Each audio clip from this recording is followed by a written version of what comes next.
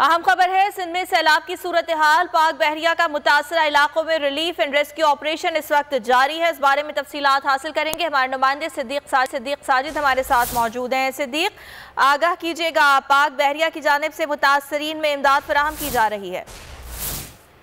जी बिल्कुल, बहरिया का भी सिंध के सैलाब से मुतासरा इलाकों में रिलीफ एंड रेस्क्यू ऑपरेशन जारी है। तर्जुमान पाक बहरिया के मुताबिक पाक बहरिया के हेलीकॉप्टर्स और कश्तियों की मदद से कंबर, बकरानी, लाड़काना, सांगड़ और सखर के नवाही इलाकों में महसूर अफराद को महफूज मकामात पर पहुंचा दिया गया है और मुतासरा इलाकों में पाक बहरिया के हेलीकॉप्टर्स के जरिए राशन भी तकसीम किया गया है।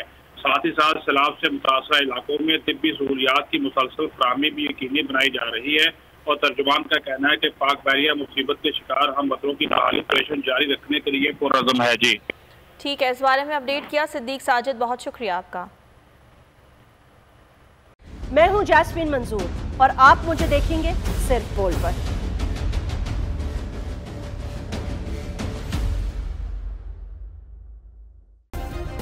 सब्सक्राइब करें और बेल दबाएं ताकि कोई खबर रह न जाए।